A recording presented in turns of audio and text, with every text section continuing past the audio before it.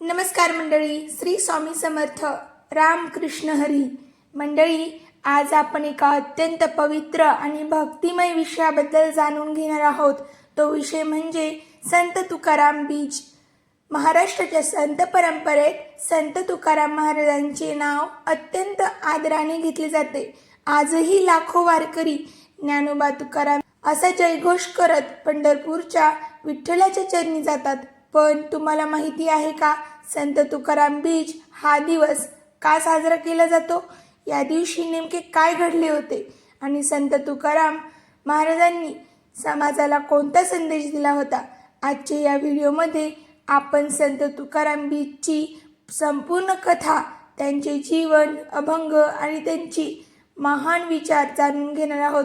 म्हणून हा व्हिडिओ शेवटपर्यंत नक्की पहा. मंडळी, संत तुकाराम महाराजांचा जन्म याबद्दल थोडक्यात जाणून घेऊयात. संत तुकाराम महाराजांचा जन्म इसवी सन 1608 मध्ये पुणे जिल्ह्यातील देहू या गावात झाला होता.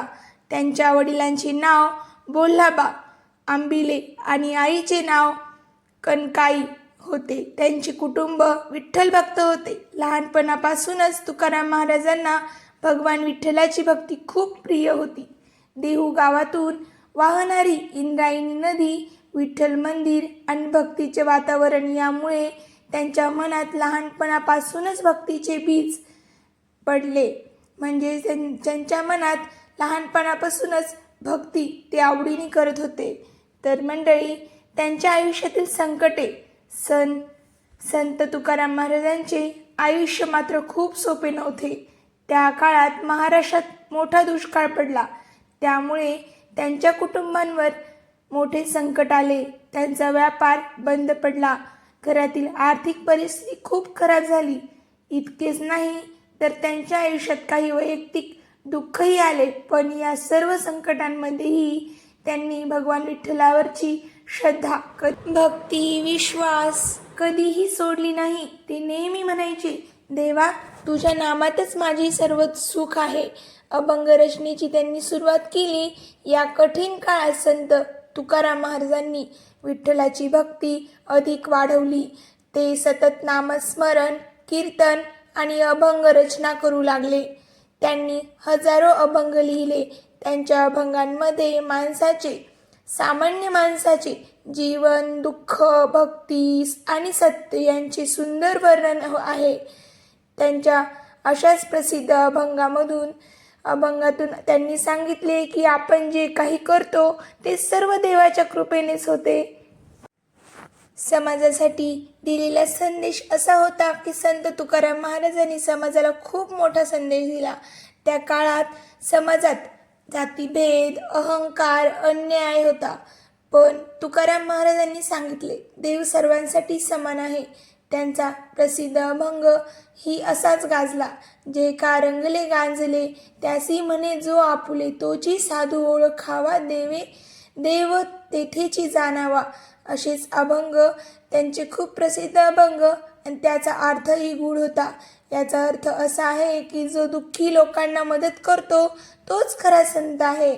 संत तुकाराम महाराजांचे संपूर्ण जीवन भगवान विठ्ठलाच्या भक्तीत गेले. ते नेहमी म्हणायचे, रामकृष्ण हरी. हे नामस्मरण केल्याने मन शुद्ध होते. त्यांचे कीर्तन ऐकण्यासाठी हजारो लोक येत असत. त्यांच्या साध्या शब्दांमध्ये सांगितलेल्या काही गोष्टी लोकांच्या मनाला स्पर्श करत असत. मंडळी, चला तर जाणून घेऊया संत तुकाराम बीजची कथा. एक दिवस संत तुकाराम महाराज देहू येथे कीर्तन करत होते. त्यावेळी हजारो भक्त त्यांच्या कीर्तनात सहभागी झाले होते. कीर्तन चालू असताना अचानक आकाशात एक अद्भुत घटना घडली. असे सांगितले जाते की भगवान विष्णूचे वाहन गरुड आकाशातून आले. संत तुकाराम महाराजांनी आपल्या भक्तांकडे पाहिले आणि म्हणाले, माझा विठ्ठल मला बोलवत आहे. यानंतरचे ते गरुडावर बसले आणि वैकुंठाला गेले. ही घटना फाल्गुन महिन्यातील कृष्ण पक्षातील द्वितीयेला घडली असे मानले जाते. म्हणून हा दिवस संत तुकाराम बीज म्हणून साजरा केला जातो. चला तर मंडळी, जाणून घेऊया दरवर्षी संत तुकाराम बीजच्या दिवशी देहू येथे कसा मोठा उत्सव भरतो. देशभरातून हजारो वारकरी येथे येतात. भजन, कीर्तन, अभंग, गायन आणि पालखी सोहळा होतो. सर्व भक्त एकत्र येऊन विठ्ठलाचे नामस्मरण करतात. ज्ञानोबा तुकाराम हा जयघोष संपूर्ण वातावरण भक्तिमय करून टाकतो. तुम्ही पण एकदा म्हणून पहा, विठ्ठल विठ्ठल, किती छान वाटतं. या दिवशी काय करावे तर संत तुकाराम बीजच्या दिवशी काही गोष्टी केल्यास अत्यंत शुभ मानले जाते. सकाळी लवकर उठून स्नान करावे, घरात भगवान विठ्ठल किंवा संत तुकाराम महाराजांची पूजा करावी, तुकाराम महाराजांचे अभंग वाचावेत, रामकृष्ण हरी या मंत्राचे नामस्मरण करावे, गरजू लोकांना अन्नदान करावे. संत तुकाराम महाराजांनी आपल्याला 3 मोठे संदेश दिले. अहंकार सोडा, सर्वांवरती प्रेम करा आणि देवावर विश्वास ठेवा. जर आपण हे 3 नियम पाळले तर जीवन नक्कीच आनंदीमय होईल. आणि मंडळी, संत तुकाराम महाराजांचे जीवन आपल्याला शिकवते की कितीही संकटे आली तरी देवावरची श्रद्धा सोडू नका.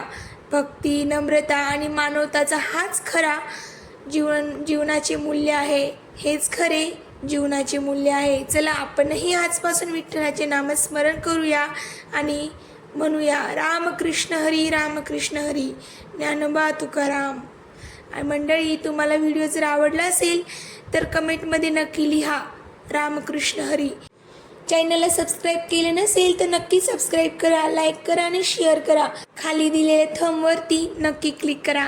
चला तर मंडळी, एक छान अशी कथा जाणून घेऊया या व्हिडिओद्वारे. एक छोटी प्रेरणादायी कथा आहे. एकदा एक माणूस संत तुकाराम महाराजांकडे आला. तो खूप दुःखी होता. त्याने विचारले, माझ्या आयुष्यात खूप समस्या आहेत, मी काय करू? तेव्हा तुकाराम महाराज हसले आणि म्हणाले, देवावर विश्वास ठेव, चांगले कर्म करत राहा. त्या माणसाने तसेच केले. हळूहळू त्याने देवाची भक्ती वाढवली. हळूहळू विठ्ठलाचं नामस्मरण केलं आणि हळूहळू त्याचे आयुष्य बदलत गेले. ही कथा आपल्याला सांगते की श्रद्धा आणि चांगले कर्म हेच जीवनाचे खरे आधार आहे. चला तर मंडळी, आजच्या व्हिडिओपुरतं एवढंच. पुन्हा भेटूया नवीन अशाच माहितीसह नवीन व्हिडिओमध्ये. धन्यवाद.